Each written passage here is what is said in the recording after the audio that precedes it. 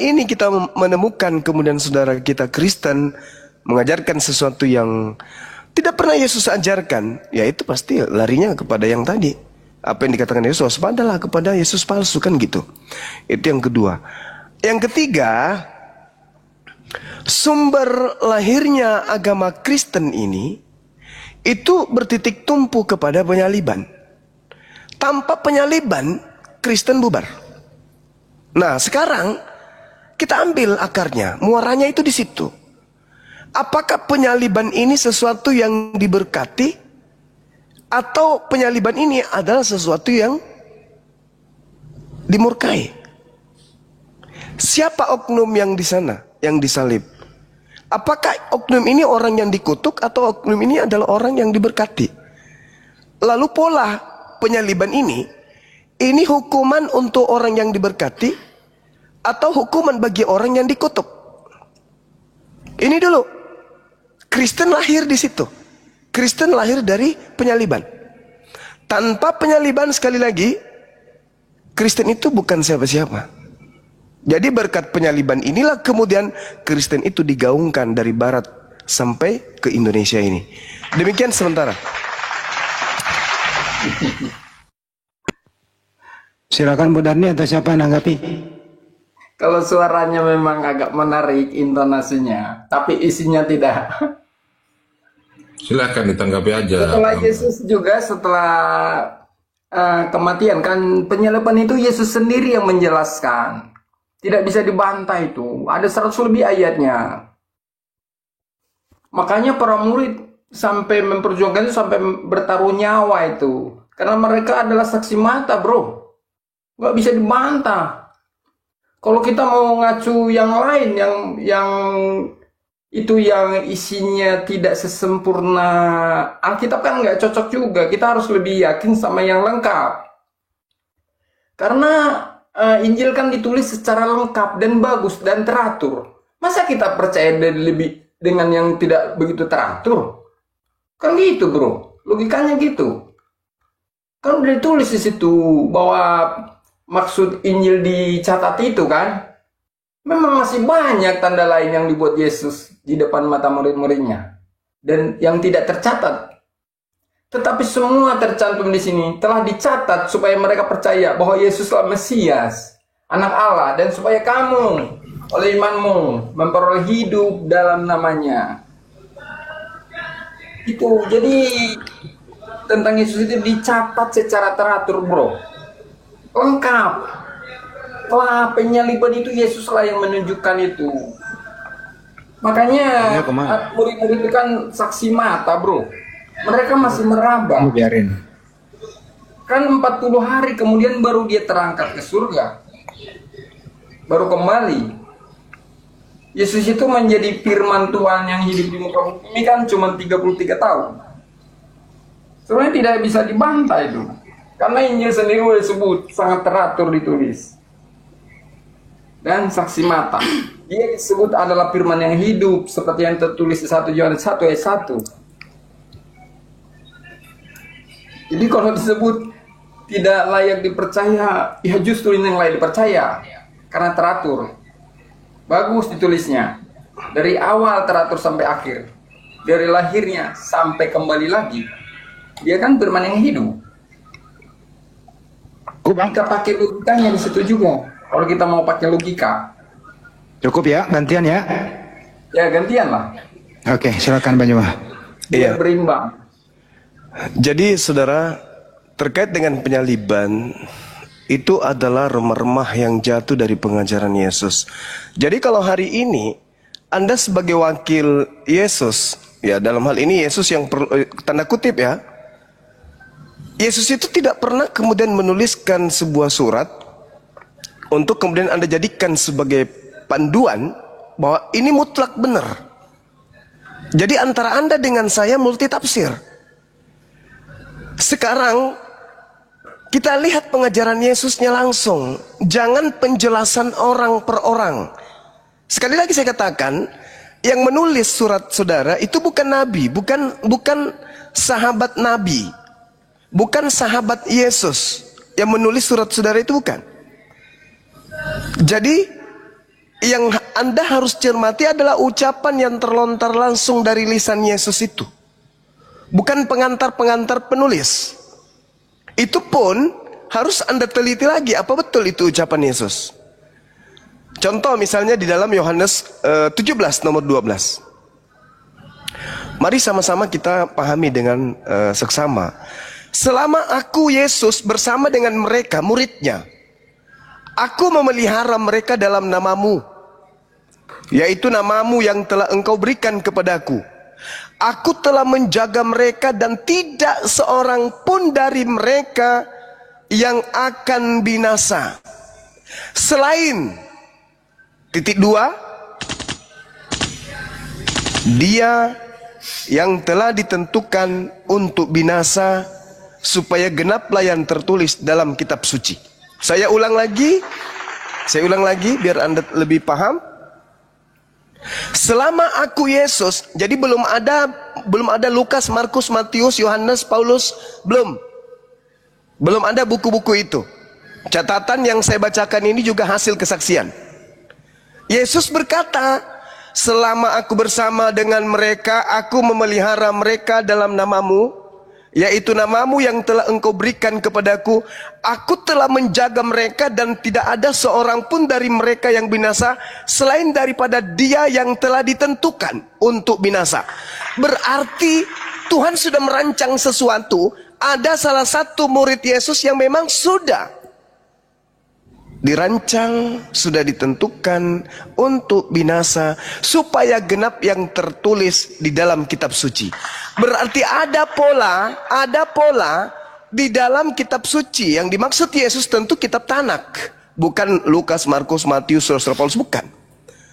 Yang harus tergenapi adalah surat-surat yang lebih dulu datang, yang menceritakan tentang anak Tuhan atau Mesias atau utusan Tuhan atau orang yang diurapi Tuhan. Yang terjadi kemudian adalah ketika orang pada berkongkoh-kongkoh ingin mencelakai Mesias ini, maka ada yang sudah ditentukan untuk binasa menggantikan dirinya.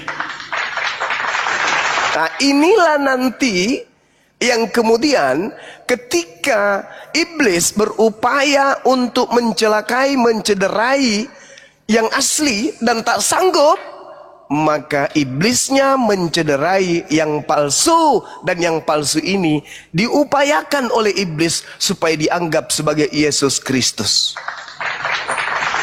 Tolong dicermati pernyataan saya, karena saya akan berikan data-data kepada saudara berdasarkan Bible. Kalau Al-Quran udah tamat, Al-Quran surah Al-Ma'idah ayat 33, yang disalib itu adalah orang yang dikutuk. Sama seperti Ulangan 21, 22, 23. Nah sekarang, siapa orang yang ditentukan untuk binasa ini? Apakah Yesus? Bukan. Lalu siapa? Andalah yang bisa menjawabnya. Kalau tak sanggup nanti saya bantu. Silakan. Yang ditentukan tadi itu kan pengkhianat, Judas. Pintar sekali. Yang ditentukan di situ, yang dimaksud di situ. Bagus, lanjut. Memang dia udah menjadi pengkhianat. Jadi tidak ada Yesus jadi digantikan, enggak, karena Yesus sendiri yang menjelaskan setelah dia bangkit. Kemudian ayatnya juga sangat jelas banget, bukan cuman kesaksian satu kitab, enggak, ada beberapa kitab. Dia menjelaskan penyaliban itu, bahkan sampai ada yang tidak percaya, sampai diraba gitu. Aku nggak percaya kalau aku tidak mencucukkan jariku kepada lukanya. Jadi jelas banget. Dan itu ditulis secara teratur. Bagus sekali. Tidak terpotong-potong. Itu. Sangat teratur. Lebih dari 100 ayat itu. Maka aku bilang sekali lagi, makanya para murid itu berani bertaruh nyawa. Karena mereka adalah saksi mata. Kalau tidak, mereka bakal kabur itu. Ngapain mereka mempertaruhkan nyawa mereka? Karena mereka saksi itu. Ini nggak terbantahkan sebenarnya dari gambaran ini. Bagaimana kita bisa percaya yang dia digantikan tanpa jelas? Narasinya sedikit sekali. tidak jelas di mana kronologisnya, bagaimana nggak jelas, nggak lengkap. Sedangkan di dalam Injil sangat lengkap sekali. Oke, silahkan. Oke. Baik. Lagi-lagi Anda mengatakan dicucuk lambungnya. Itu pengajaran yang sudah bukan Yesus lagi tuh. Mohon maaf nih, saya tafsirkan seperti itu, nanti Anda tanggapin. Karena Yesus sendiri mengatakan bahwa iblis sedikit pun tidak berkuasa atas diriku. Itu dulu. Kalau iblis tidak berkuasa kepada diri Yesus, berarti iblis tidak berhasil kemudian membuat Yesus itu tertangkap, Yesus itu teradili, Yesus itu tereksekusi. Karena tujuan iblis merasuki Yudas tentu untuk berkhianat, tentu untuk supaya Yesus ditangkap. Yesus dalam Yohanes 14 nomor 30, iblis sedikit pun tidak berkuasa atas diriku. Nah, sekarang coba Anda lihat. Ketika Paulus di tahun 50 menulis surat, apakah Paulus menjadi saksi kejadian? Enggak. Tetapi ada loh makhluk yang datang mengaku Yesus. Nah, itu dia. Apa yang dikatakan kemudian Paulus setelah mendapatkan pengajaran dari makhluk ini? Kristus telah menebus kita dari kutuk hukum Taurat dengan jalan menjadi kutuk karena kita. Sebab ada tertulis, larinya ke Ulangan 21 nomor 23.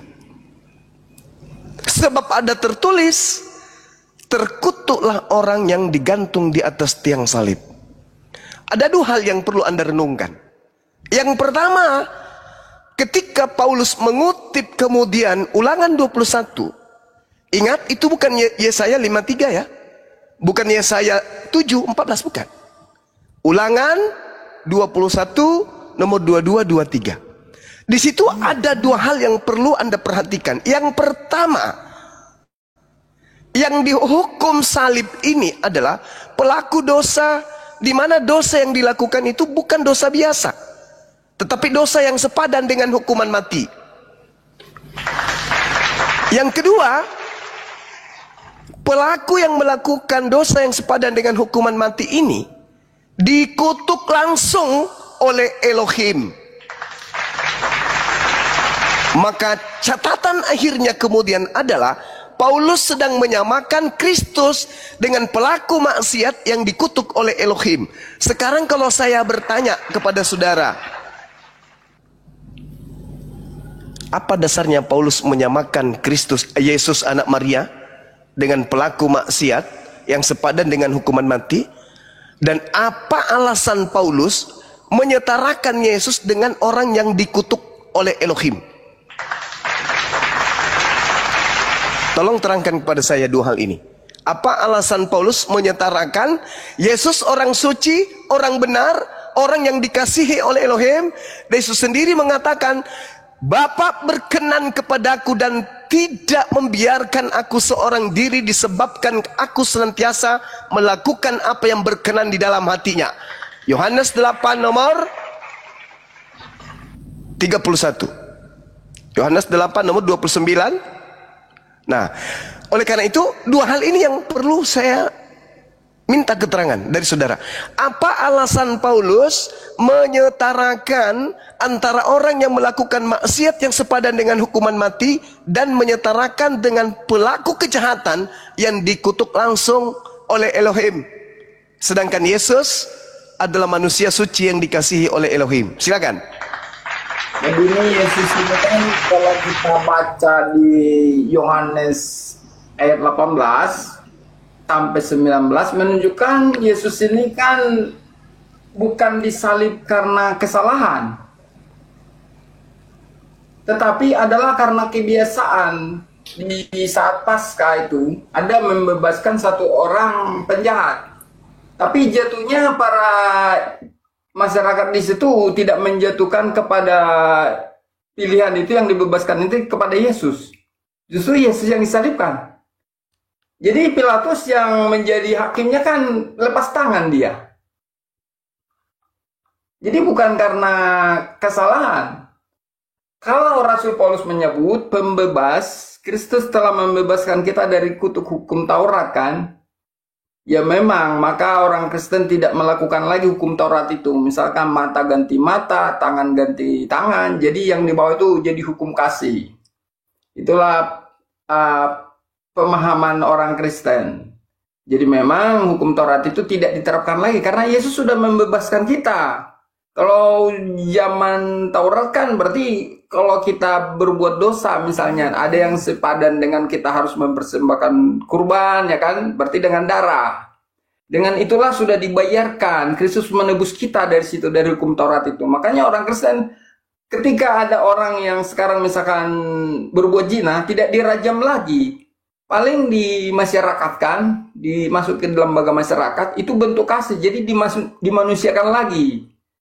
Begitu, jadi tidak dihukum, dilempari sampai mati.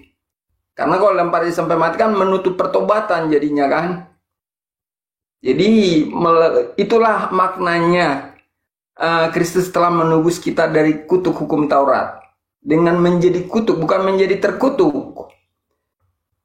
Jadi kalau saja kita melakukan dosa yang sebanding dengan hukum gantung, kalau waktu hukum Taurat berarti kita harus digantung. Dan kita terkutuk orang-orang seperti itu. Jadi dari situ kita udah ditebus oleh Yesus. Begitu bro. Saya bocorkan rahasia Paulus di dalam suratnya kepada orang-orang yang ada di Korintus. Di dalam suratnya 1 Korintus 1 nomor 23. Apa kata Paulus di situ? Dia bocorkan aibnya sendiri. Apa katanya? Penyaliban itu adalah batu sandungan bagi orang Yahudi. Tetapi bagi non-Yahudi, penyaliban itu adalah satu kebodohan. Dan saya belum pernah bertemu dengan non-Yahudi pengiman Kristus yang mati terkutuk itu bisa menjelaskan tentang penyaliban secara sistematis terkait dengan kaitannya dengan wahyu dan akal. Tadi terang saya bertanya, apa alasan Paulus menyetarakan orang yang dikasihi Tuhan yang tidak ada hubungannya dengan Paulus? Yesus tidak pernah menyentuh sehelai bulu Paulus, begitu juga sebaliknya. Yesus tidak pernah menyebutkan nama Paulus, begitu juga kemudian murid-muridnya. Tetapi kenapa kemudian Paulus dengan gagah berani mengajarkan sesuatu yang justru bertentangan dan sangat menjijikkan gitu loh. Kenapa sangat menjijikkan? Karena dia sedang menyetarakan dengan orang suci ini dengan seorang penjahat yang dosanya sepadan dengan hukuman mati, sehingga Elohim harus turun tangan untuk mengutuk pelaku tersebut. Apa yang ingin dijual oleh Paulus? Kata Paulus, dosa-dosa kita lah yang harusnya kita tanggungkan. Tetapi dia yang tadinya tidak berdosa, dia yang tadinya suci, telah menjadi kotor, telah menjadi najis, telah menjadi kutuk karena dosa kita. Pertanyaan sederhana saya adalah, ketika hukum-hukum Tuhan datang kepada Bani Israel dan orang-orang Roma yang dikristenkan oleh Paulus tidak melakukan hukum Taurat, apakah mereka dikutuk? Misalnya, terkutuklah orang yang makan suap di dalam Ulangan 27 nomor 25. Lalu orang Roma, orang Yunani, orang Indonesia makan suap. Apakah hukuman terkutuk ini berlaku bagi mereka? Kan tidak. Aturan itu hanya datang kepada Bani Israel. Lalu dosa apa yang dilakukan oleh Kristen? Siapa yang mengutuk Kristen? Kok tiba-tiba merasa dikutuk oleh Elohim, sehingga yang tadinya mereka yang sejatinya disalibkan, kok tiba-tiba harus Yesus? Emang Kristen ini siapa? Umat Tuhan. Katolik ini umat Tuhan rupanya. Nabi mana yang datang kepada mereka? Kan ini cuman keinginan Paulus sajanya itu. Kecuali saudara Anda bisa menjelaskan kepada saya, kami Kristen dikutuk oleh Tuhan karena kami telah melakukan dosa besar yang sepadan dengan hukuman mati. Tetapi ternyata bukan kami yang dihukum, yaitu orang suci bernama Yesus. Kalau begitu, tolong tunjukkan dosa apa yang pendahulu-pendahulu Kristen lakukan sampai dia dikutuk, orang Kristennya dikutuk. Apa dosa kalian? Siapa yang kutuk orang Kristen? Nah, lalu Yesus itu mewakili siapa? Dosa kalian kan katanya. Apa dosa kalian? Jadi maka kita tidak perlu lagi melakukan itu hukum-hukum Taurat itu seperti ku bilang tadi, dirajam orang. Hukum Taurat itu emangnya untuk Anda, saudara? Hukum Taurat itu mengikat Bani Israel toh. Tidak diberikan kepada bangsa lain. Jadi kalau bangsa lain, kita pelajari ya bahwa ajaran Paulus ini sebenarnya penjelasan dari ajaran-ajaran Yesus sebenarnya. Dan yang mana? kalau Anda misalkan merasa jijik sama Paulus, Anda sebenarnya bisa mengabaikan ajaran Paulus karena masih ada ajaran-ajaran para rasul lainnya. Penyaliban. Hanya Yesus, hanya Paulus yang menyatakan Yesus itu mati dengan jalan kutuk. Hanya Paulus yang menyetarakan kemudian Nabiullah Yesus alaihi salam sepadan dengan pelaku maksiat yang pantas kemudian dihukum mati dan pantas kemudian dikutuk oleh Elohim. Sekarang dosa apa yang Yesus lakukan sampai dia kok separah itu? Oh, dia menanggung dosa-dosa manusia. Dosa yang mana?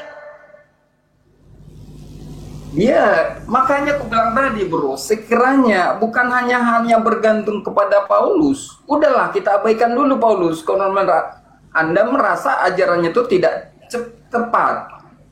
Bukan sederhana itu, enggak. Ini harus dipertanggungjawabkan ketika Paulus, pendiri agama Anda, kemudian mengatakan, Yesus manusia suci ini, mati terkutuk. Dan kutuk yang ada padanya itu bukan alam yang mengutuknya, Elohim, pencipta.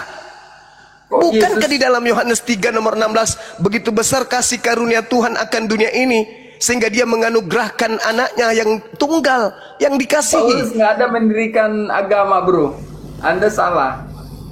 Nggak ada mendirikan agama. Kisah para Rasul 24 nomor 5, Paulus ini adalah penyakit sampar.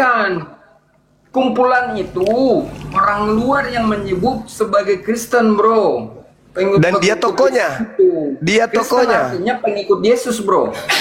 Saudaraku. Dan ada deklarasi dari Paulus mendirikan Kristen. Enggak. Satu-satunya manusia yang melakukan surat menyurat ke berbagai kota dan kelompok hanya Paulus. Dia yang mengajak kemudian orang-orang yang sudah punya Tuhan untuk kemudian berpindah menuhankan Yesus. Itu satu. Kemudian ini harus diselesaikan ini, karena di sini akarnya. Penyelewengan ajaran Nabi Yesus mulai dari sini. Makanya dikatakan sendiri, dibocorkan sendiri rahasianya bahwa penyaliban itu adalah suatu kebodohan bagi non-Yahudi. Maksudnya apa? Harus bodoh orang yang percaya kepada penyaliban itu karena tidak rasional dan menabrak wahyu. Semuanya ditabrak. Yesus seorang mulia, Yesus seorang dikasihi, Yesus adalah anak yang ajaran Paulus ini hanya salah satu bro. Gak bisa bang, gak bisa. Kecuali Anda ingin mengatakan bahwasanya hukum Tuhan yang datang kepada Musa itu berlaku kepada kita juga orang Indonesia. Ini Bang, dan kita tidak kok banyak kali ngocehnya ya, nggak paham. Dan kita tidak melakukan itu sehingga kita pantas kemudian untuk dikutuk. Nah, agar kita tidak dikutuk, harus ada kemudian korban untuk melampiaskan kemudian kemarahan Tuhan kepada dia, kepada oknum tersebut. Permasalahannya sekarang, apa dosa Kristen sampai Yesus yang harus menanggungnya? Itu pertanyaan saya. Dosamu itu pun ditanggung sama Yesus Bang, cuma. Dosa apa? Dosa apa? Gantian, Bang Pengamat dulu lah. Gantian Bang Singa. Dosa apa yang Bang Suma lakukan sampai Yesus harus mati? Dosa apa yang saya lakukan? Kapan Elohim melakukan aturan kepada saya, Suma, jangan kau begini, jangan kau begitu? Di mana itu perintahnya sampai saya melanggar? Bro, ada. Penebusannya itu makanya disebut orang Kristen tidak ada hukum, tidak ada hukuman bagi orang yang tidak diberi aturan. Ada nggak aturan Tuhan Elohim kepada Bang Sebaliknya Suma? kau ajarkan Al-Quran dengan baik ketimbang mengubah Alkitab orang lain. Ya ini Al-Quran bro. Al-Quran saya mengatakan yang disalib itu adalah orang yang dikutuk oleh Tuhan. Al-Quran surah Al-Ma'idah ayat 33. Maka muncul pertanyaan, Yesus itu orang suci kan? Yesus itu orang benar kan? Dia adalah jalan kebenaran dan hidup kan? Lantas kenapa dia dikutuk oleh Elohim? Alasannya karena dosa kalian. Alasannya karena dosa kalian. Dosa apa? Jangan dimut saya kalau ngomong. Dosa apa? Dosa apa yang kalian lakukan? Dosa apa? Sampai Yesus harus menanggung. Bukankah kalian belum ada saat itu? Hah? Dosa apa yang kalian lakukan sampai harus Yesus yang menanggung dosa itu? Bukankah kalian lahir aja belum? Dosa dunia ini abangku. Dosa yang mana? Dosa yang mana? Coba terangkan di dalam kitabnya Yahudi dosa yang mana? Jangan dimut saya ngomong. Saya ini Raja Singa Yehuda. Saya mewakili Yesus ini sekarang. Oke, silakan. Tolong tunjukkan di dalam kitabnya Yehuda yang menerangkan bahwa aturan yang datang kepada Bani Israel dan Bani Yehuda itu mengikat seluruh dunia. Tunjukkan. Kau baca kitab Perjanjian sampai Wahyu. Kalau kau paham, ini jangan baca. Astagfirullahalazim ya Allah ya Karim. Ini sudah bukan zamannya Paulus melakukan penyesatan. Oke? Tolong tunjukkan di mana kitabnya Yehuda yang diperuntukkan untuk seluruh dunia sehingga dunia melanggar aturan itu dan dunia dikatakan berdosa. Diam. Gantian kita ngomong. Diam. Saya bertanya loh. Saya bertanya. Saya mau menjawab Anda. Oke. Tolong tunjukkan di mana tertulis di kitabnya Israel dan Yehuda. Anda kan mengatakan singa Yehuda tuh. Di mana tertulis itu sehingga aturan yang diperuntukkan untuk dunia ini dilanggar oleh kita sampai kita dikutuk. Silakan tunjukkan. Saya jawab ya. Saya jawab ya. Tolong jangan dibantah ya. Oke? Jawab dulu. Saya bantah, kalau pembodohan pasti kubantah. Ganti lah ngomong. Ya, silakan. Jangan bilang jangan dibantah. Iya. Di sini bukan gereja. Di sini bukan gereja. Kalau saya ngomong. Kalau di gereja iya. Silakan. Saya bertanya, ingat pertanyaan saya, tunjukkan data di dalam kitabnya Israel dan Yehuda yang mana aturan itu diperuntukkan untuk dunia sehingga dunia melanggarnya, sehingga dunia dikutuk. Silakan. Saya kasih waktu Anda bicara 2 jam sesuai dengan permintaan saya atas kebodohan Anda. Silakan. Jangan di-mute. Kenapa sih main-main mute kan ini? Ya kan? Alkitab kami itu Bang, dalam penyusunannya itu memakan waktu 1.500 tahun, hampir 1.500 tinggal kamu tahun. baca, nggak perlu 1.400 tahun kamu menunggu, tinggal kau baca dalilnya. 1.500 tahun. Abang ini bukan gereja. Abang perlu mempelajari itu. Jangan kau ajarin saya Bible. 1.500 itu. Abang inilah sok pintar. Kakekmu belum lahir saya udah paham Biblemu itu. Aduh, saya minta dalil, jangan angku kau, saudara. Saya minta dalil. Kau pasti akan menemukannya. Lengkap di situ detailnya. Apa ini? Apa? Itulah kitab kami. Saya minta dalil di dalam kitabnya Bani Israel dan Bani Yehuda, di mana aturan yang ada di dalamnya mengikat dunia seluruhnya. Di mana itu tertulis? Ya, tinggal sebutkan nama surat, nama kitabnya apa, bab berapa, nomor berapa, tinggal sebut. Silakan. Jangan dimut saya ngomong, oke? Ya, silakan. Silakan. Ini orang yang cukup Saudara tidak menjawab. Kalau saya ditanya hukum yang datang kepada Bani Israel, hukum yang datang kepada Bani Yakub hanya untuk Bani Yakub dan tidak diberikan kepada bangsa lain, langsung kutunjukkan. Mazmur 147 data nomor 19 dan data nomor 20, langsung kusebutkan. Kalau Anda baca kitab Kejadian sampai kitab Wahyu, itu ditulis 1400 tahun lebih dan ditulis dari 72 rabi-rabi ya. Nenekmu kiper. Ini bukan gereja. Jangan egois begitu. Jangan suka bukan pertanyaan lagi satu biar kalau nggak jawab saya turunin. Diulang pertanyaannya banyak Pak. Ada Yesaya 42 ayat 4 ya. Yesaya. Entar dulu Bu, dari ini dulu. Selesai dulu satu. Gini loh Bang Juma yang baik. Ya, silakan.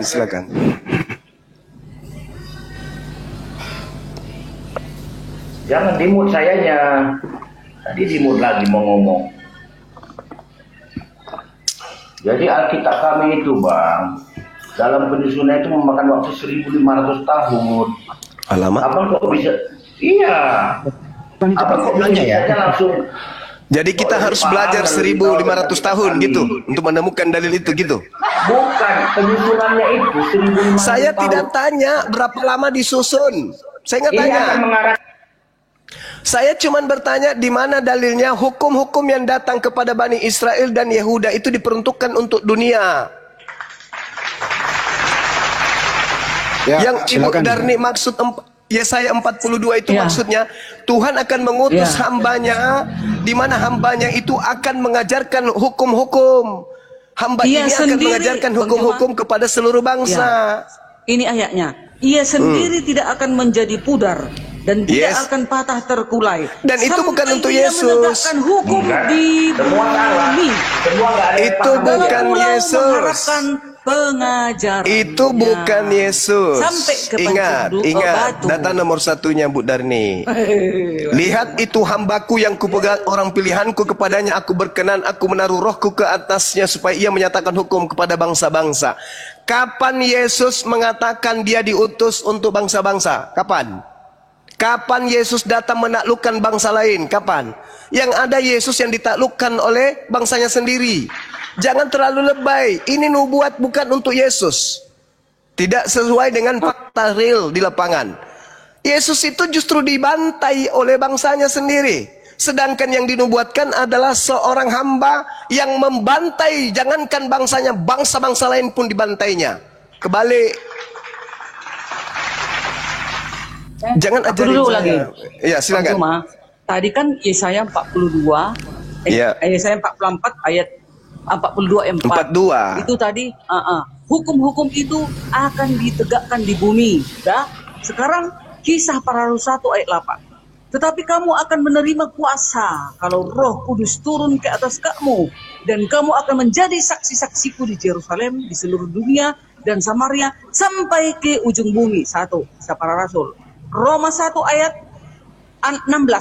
Sebab aku mempunyai keyakinan yang kokoh dalam Injil, karena Injil adalah kekuatan Allah yang menyelamatkan setiap orang yang percaya. Pertama-tama orang Yahudi, pertama-tama ya Bang Juma. Kemudian tetapi juga orang Yunani, di luar Yahudi pun ada. Kedua, ketiga. Lalu dikatakan lagi di dalam Matius 28 ayat 19. Karena itu pergilah, jadikanlah semua bangsa muridku, dan baptislah mereka dalam nama Bapa, Putra, Anak, dan Roh Kudus. 3, 4. Sekarang yang kelima, Markus 16 ayat 15. Lalu ia berkata kepada mereka, pergilah ke seluruh dunia. Mana ada dibilang, pergilah ke Bani Israel doang. Enggak, awalnya dulu kebenaran, tetapi kemudian Yesus juga mengarahkan kepada seluruh bangsa. Ya, pergilah. Markus 16 ayat 15. Lalu ia berkata kepada mereka, pergilah ke seluruh dunia, beritakanlah Injil kepada segala makhluk. Makhluk yang berotak ya, makhluk yang berotak tentunya. Udah, baru dikatakan lagi di dalam Yesaya tadi Bang Juma, hukum itu. Yesaya 42 ayat 20. Keluarlah dari Babel, larilah dari Kasdim, beritahukanlah dengan suara bersorak-sorai, dan kabarkanlah hal ini, siarkanlah itu sampai ke ujung bumi. Katakanlah Tuhan telah menebus Yakub hambanya. Sampai ke ujung bumi, mana kalau sampai ke ujung bumi, mana hanya Bani Israel, sampai ke Pancur Batu. Oke, sudah? Ke Medan. Nah itu. Sudah? Oke. Jadi sekali lagi saya katakan bahwa Kristen ini adalah agama yang dilahirkan dari kebodohan. Itu dulu. Kalau Anda berkata tentang Markus 16, Anda mundur dulu di data nomor 12-nya. Pengarang Markus itu mengatakan Yesus menampakkan diri kepada kedua muridnya dalam rupa yang lain. Ini catatan-catatan yang muncul belakangan, cerita-cerita yang dibangun belakangan. Dan itu sudah di luar daripada pengajaran Yesus. Sehingga apa yang terjadi? orang Kristen yang tak ada hubungannya sama sekali dengan kitabnya Yahudi menjilat-jilat kitabnya Yahudi agar supaya dianggap mereka benar. Yesaya 42, Yesaya 53, Yesaya itu semuanya dijilatnya demi untuk mengajarkan si palsu ini sebagai oknum Yesus yang asli. Padahal tadi dasar pijakannya apa?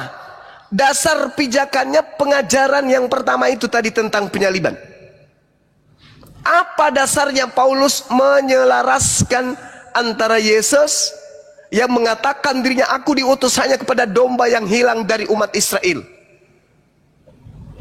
Yesus berpesan kepada ke-12 muridnya agar jangan ke bangsa lain.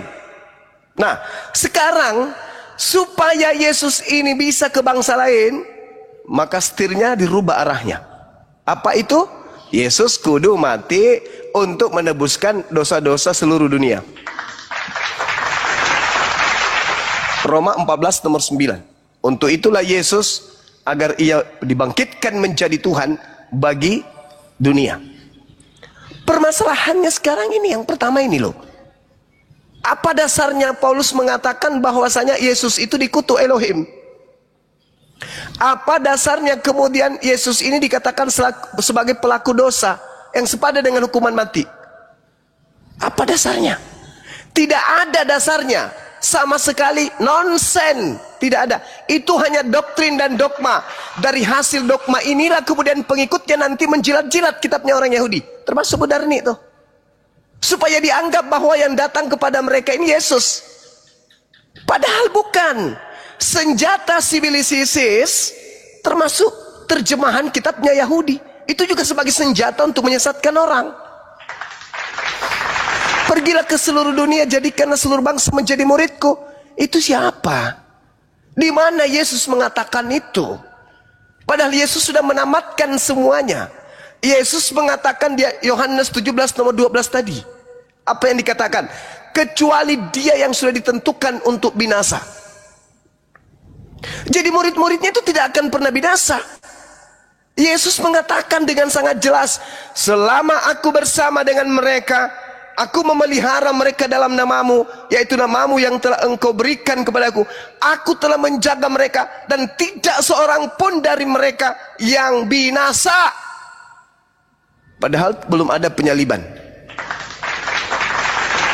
Murid-murid tidak butuh penyaliban dan mereka sudah tidak binasa lagi. Jaminan langsung dari Yesus kepada murid. Tidak ada penyaliban-penyaliban itu. Kecuali dia yang telah ditentukan untuk binasa. Dia siapa? Yudas. Coba, ini perkataan Yesus loh. Selama aku bersama dengan mereka, aku tidak akan meninggalkan mereka. Aku akan memelihara mereka dalam namamu. Faktanya apa? Murid-muridnya lari tunggang langgang. Ketika ada proses penangkapan, lari tunggang langgang. Tak ada satupun yang menyertai Yesus pada saat Yesus itu kemudian diindikasikan ditangkap. Kenapa? Untuk apa lagi aku menyertai murid-muridku? Mereka sudah aman. Ya aku pergi. Yang ditangkap bukan aku.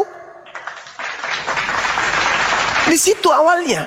Sekarang kalau Ibu Darni bisa menjelaskan ke kita bahwa yang ditangkap, bahwa yang dikutuk, bahwa yang melakukan dosa besar itu adalah Yesus yang orang suci ini, tolong tunjukkan mana dosanya.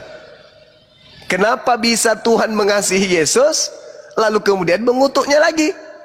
Karena dosa-dosa dunia. Sampai Tuhan mengutuk orang dikasihi.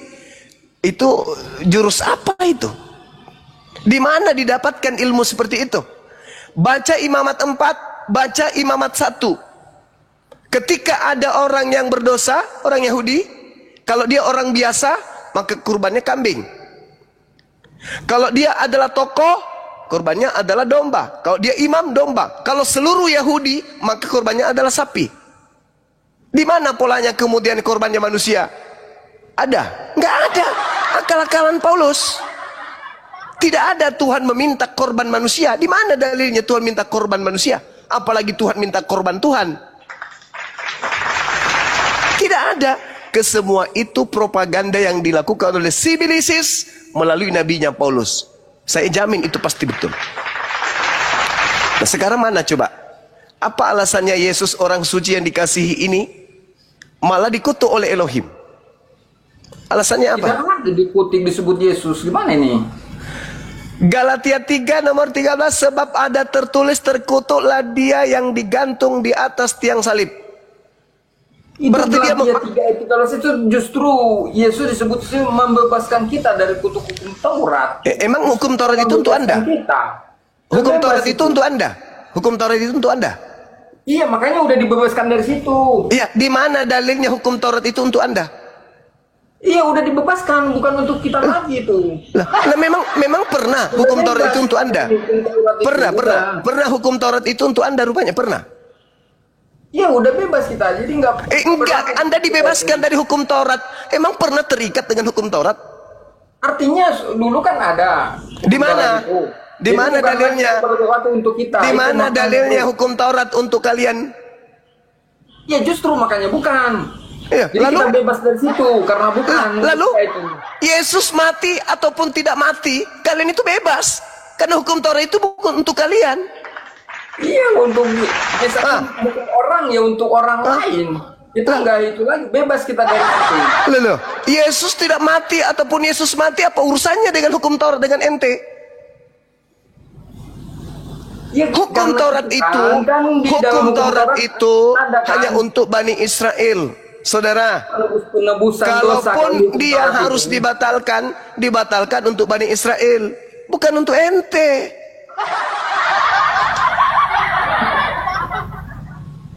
Itu loh.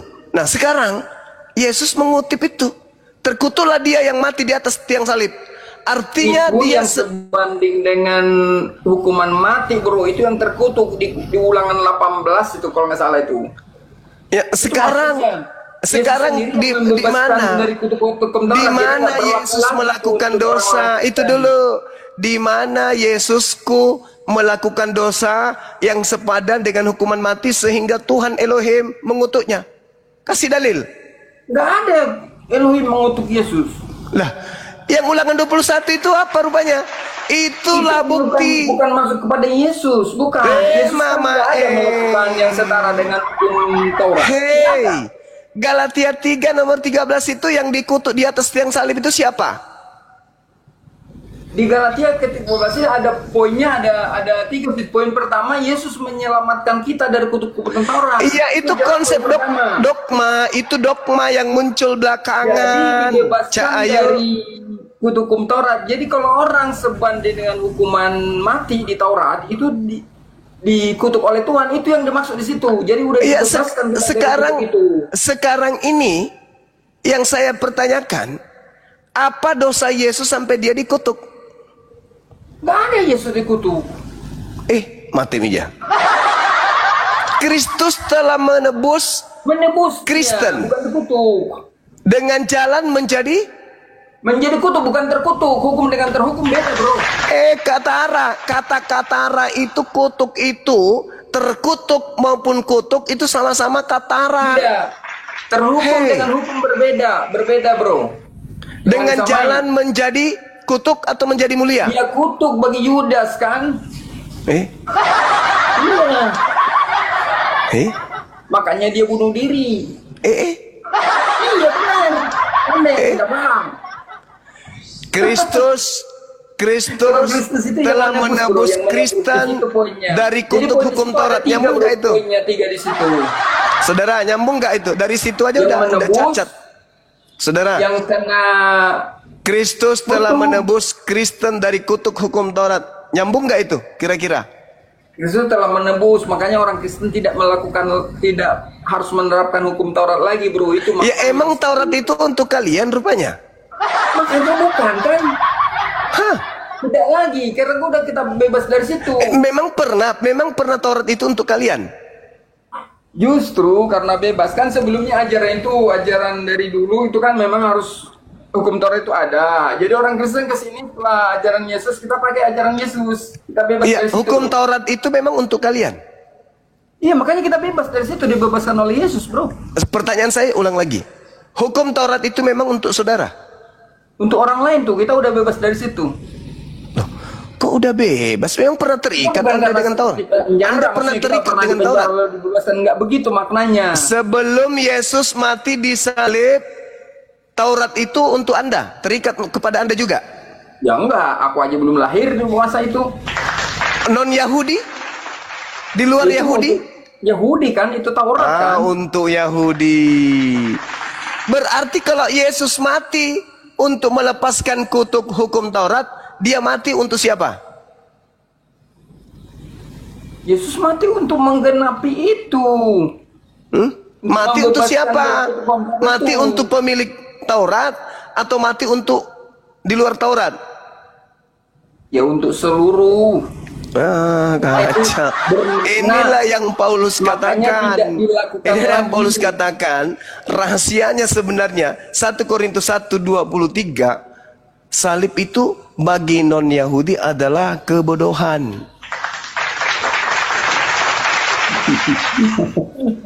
Amalah Bang Juma sama Bang Juma kebodohan salib itu, nggak percaya kalian ada Iya, salib itu sama maksudnya dia. itu. Bukan. Penyaliban itu satu kebodohan. Sekarang saya tanya sama Bu Darni. Salib ini, penyaliban ini, itu hukuman untuk orang yang dimuliakan atau hukuman untuk orang yang dikutuk? Mestinya untuk orang yang dikutuk. Nah, untuk orang yang dikutuk. Mestinya. Pertanyaan saya, apa dosa Yesus sampai dia menjadi korban kutuk? Tidak ada dosanya. Berarti Nggak ada salah. dosanya. Berarti Bukan Tuhan itu salah. juga. Berarti Tuhan salah salib. Itu Yesus itu kan jadi di salib itu. Berarti karena Tuhan ada salah salib pasca itu atau memang membebaskan sudah seorang betul penjahat. yang disalib itu memang benar-benar orang terkutuk? Jadi Mana ada yang yang betul? dipilih. Mana Terpilihlah yang Yesus. betul? Mana yang betul? Tuhan salah salib atau Tuhan benar-benar sudah menyalib orang yang tepat, yaitu pelaku yang dikutuk. Ulangan Yang menyalib 27 itu kan nomor 25, terkutuklah orang yang makan suap. Kalau yang disalib itu Yudas, berarti tidak salah sasaran, memang pas. Tapi Yudas kalau jelas. yang disalib itu Yesus, berarti Tuhan salah sasaran. Yang disalib itu jelas-jelas bukan Yesus, bukan Yudas. Karena Yesus Berarti salah sasaran, bro. perihal penyaliban itu, bro. Saya ulang lagi. Salib itu hukuman untuk orang yang bersalah, orang yang dikutuk, atau orang yang dimuliakan, orang yang dikasihi. Mestinya untuk orang yang dikutuk kan, Nah. orang yang bersalah. Sesuai dengan Kalau kutuk- begitu kutuk Taurat. adanya dan Anda memaksakan itu Yesus, tolong tunjukkan apa salah Yesus sampai dia yang harus dikutuk. Jawab. Bukan dikutuk dia, mana dikutuk dia? Astagfirullahaladzim. Saya ulang lagi. Hukuman salib itu untuk orang yang dikutuk atau bukan orang yang dikutuk? Mestinya untuk orang yang terkutuk. Orang yang terkutuk. Mestinya, tapi Yesus disalib bukan karena terkutuk, bro. Tapi Udah. karena Jadi mestinya Hey. itu kan untuk orang lain Hey. kita bisa kena juga, bro. hei, kenapa dia disalib kalau bukan karena terkutuk? Kenapa? Bukan karena terkutuk. Makanya dia disalib. Emang kan ada disebut fungsi lain karena- penyaliban itu? karena Fungsi lain dia penyaliban itu emang ada sudah selain membebaskan daripada hidup. untuk Tidak orang terdapat yang kesalahan dalam dikutuk. Yesus itu enggak. Pilatus. Saudara, Kan ada saudara, memang hakimnya ada kan Pilatus, bro. saudara, memang ada fungsi lain dari salib itu selain untuk orang yang dikutuk? Jadi gini, bro, ya, aku jelasin padamu. Makanya Yesus itu disebut firman yang hidup sebagai manusia, bro. Kamu Satu putar Yohanes lidahmu satu di ayat tiang 1. listrik yang Jadi tegangan dari tinggi perihal sekalipun, itu, kamu tidak akan kita pernah belajar, bisa membodohi orang.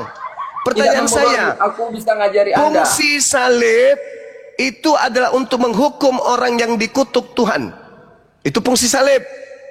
Banyak pelajaran yang kita ambil di dalam penyaliban itu, bro. Misalkan penyerahan diri, adanya hidup setelah mati, mama, bahwa kematian tidak berkuasa dalam mama, diri Yesus. Banyak, bro. mama, Banyak. Salib itu dengar, salib bagi orang Yahudi, hukuman bagi pelaku kejahatan yang sepadan dengan hukuman mati berdasarkan hukum Taurat. Dan itu pasti Mestinya. oknum yang dikutuk. Satu. Yang kedua, salib bagi Romawi adalah hukuman bagi pemberontak musuh negara. Yang mana yang bisa dinobatkan kepada Yesus? Yesus sebenarnya disalib bukan tidak sesuai dengan hukum Taurat, bro.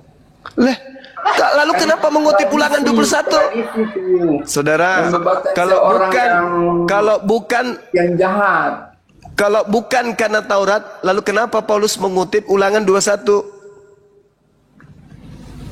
itu tentang pembebasan tadi, kita dibebaskan hukum Taurat itu. Lah, kenapa kamu yang dibebaskan? Loh, hukum Taurat hanya untuk Bani Israel. Maknanya kita nggak perlu lagi ikut hukum Taurat, bro. Nah, sejak kapan hukum Taurat itu untuk Anda? Jadi bukan lagi kita itu terapkan itu hukum Taurat itu. Sejak kapan hukum Taurat itu untuk Anda? Iya memang, makanya sebut kita bukan untuk kita itu. Lah, untuk Kita apa udah juga bebas Yesus dari mati kalau kebebasan ternyata itu. hukum Taurat itu bukan untuk Anda? Iya, bebas kita dari situ. Lalu untuk apa Yesus mati kalau begitu? Tuhan Yesus itu. Lalu untuk apa Yesus mati? Saudara, untuk apa Yesus mati kalau ternyata hukum Taurat itu bukan untuk Anda? Yesus tidak sebanding disalib, tidak sesuai dengan hukuman yang harus. Fungsi Yang salib diperlukan itu, tidak. sekali lagi, fungsi salib itu untuk menghukum orang yang dikutuk Elohim. Mestinya. Loh, kok ada mestinya? Ya, Memang itu. di sini. Memang itu. Peruntukan salib itu hukuman untuk orang yang dikutuk Elohim. Pertanyaan saya, Kalau dibaca sebenarnya itu sangat jelas di apa nih? alamak. Pertanyaan saya, Di Yohanes 18 apa sampai dosa 19. yang dilakukan Yesus yang sepadan dengan hukuman mati sehingga dia pantas dikutuk oleh Elohim? Apa dosanya? Tidak sepadan. Tidak sepadan. Baik, kita dengarkan ya teman-teman sekalian. Saudara kita mengatakan tidak sepadan. Oke, sekarang kita ambil. Udah Sekarang kita. diadili oleh Paulus. Sekarang kita Pilatus. ambil kawan. Tidak Yesus karena itu. Yesus tidak memenuhi syarat. Sekarang kita ambil kandidat satu lagi, Yudas. Menurut saudara, berdasarkan tradisi Torah, salib adalah untuk orang yang dikutuk Elohim. Apakah Yudas memenuhi syarat untuk disalib? Yudas itu ya tidak memenuhi syarat untuk disalib. Alasannya? Ya dia nggak biasanya kan mata ganti mata, nyawa ganti nyawa itu kan, atau berzina itu. Tuhan berkata di dalam Ulangan 27 nomor 25, terkutuklah orang yang makan suap. Apakah Yudas makan suap? Iya, kalau yang makan suap kan. Nah, apakah yang disalib ini? Apakah yang disalib ini orang yang dikutuk Tuhan? Yang disalib mana? Kalau Yesus nggak dikutuk Tuhan, ini kebaca ini. Yesus tidak. Tadi kita sudah sepakat, Yesus tidak. Sekarang kita ambil Yudas. Apakah Yudas yang dikutuk karena makan suap itu memenuhi kriteria untuk disalib? Dia bunuh diri, bro. Dia bunuh diri. Saya tidak bahas itu, saudara. Apakah kemudian Yudas tadi, kok nggak bahas? Anda boleh baca Matius 27 nomor 5 kalau itu. Sekarang saya tanya, apakah Yudas yang dikutuk oleh Elohim memenuhi syarat untuk disalib? Ya nggak, Yudas nggak disalib. Nah, pertanyaan saya bukan itu loh. Pertanyaan saya, berdasarkan firman Tuhan di dalam Ulangan 27 nomor 25, terkutuklah dia yang makan uang suap. Berarti yang dikutuk, yang makan suap. Yudas makan suap. Pertanyaan saya, apakah Yudas memenuhi syarat sebagai oknum yang harus disalib? Tidak. Nah, inilah yang dikatakan rahasianya Paulus. Salib itu adalah satu kebodohan bagi non-Yahudi. Yahudi, orang yang melakukan dosa, suap, kemudian berzina, itulah orang-orang yang memenuhi syarat untuk disalibkan. Anda mengatakan tidak. justru yang disalib adalah orang yang tidak dikutuk. Hebat Anda kan? Terima kasih Paulus. 1 Korintus 1:23 dia sudah bocorkan. Saudara, sebenarnya penyaliban itu adalah kebodohan bagi orang-orang non-Yahudi. Ini buktinya. Ini buktinya. Ini buktinya.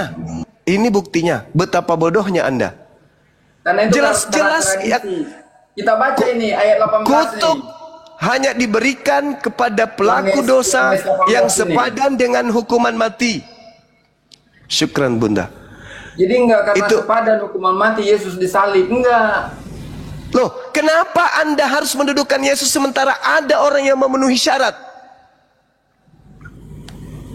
Ya, kenapa? Memang itu pilihan tradisi di situ. Makanya sebut ini, ku baca di ayat 18. Sesudah mengatakan demikian, keluarlah Pilatus dari lagi mendapatkan orang-orang Yahudi dan berkata kepada mereka, aku tidak mendapati kesalahan apapun padanya.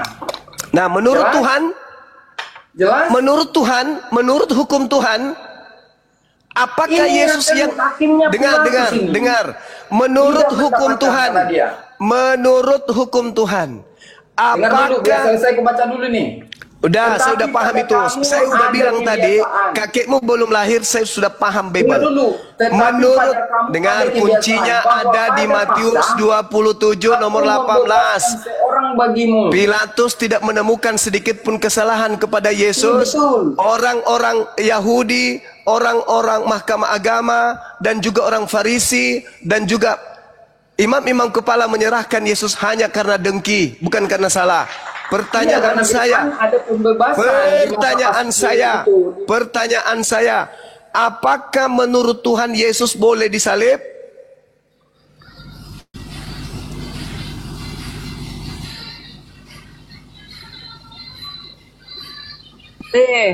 Karena Yesus yang layak menebus dosa dunia.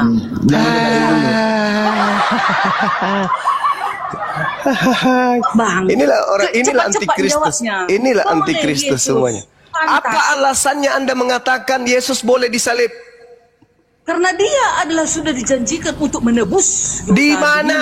Di mana Yesus ditentukan untuk binasa? Di mana? Yohanes Pembaptis mengatakan, inilah anak domba Allah. Ai. Inilah anak domba Yahweh yang menghapus dosa dunia.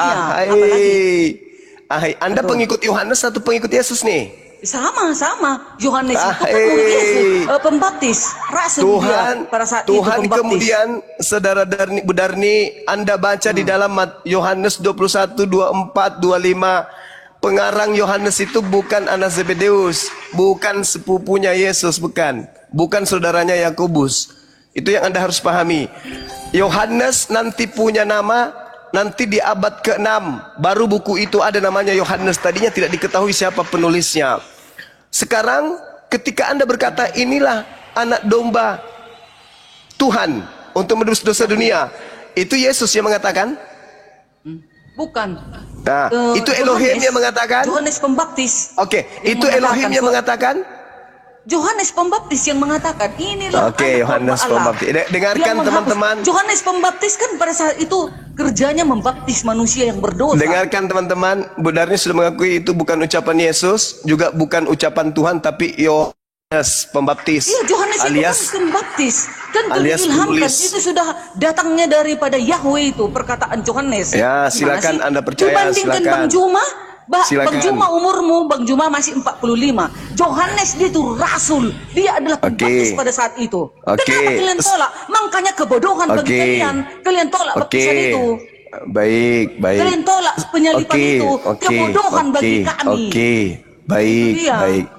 Tolong tunjukkan, oke Yohanes Anda katakan, tolong tunjukkan di mana Tuhan membolehkan orang benar dijadikan korban untuk orang yang tidak benar. Saya minta dalil.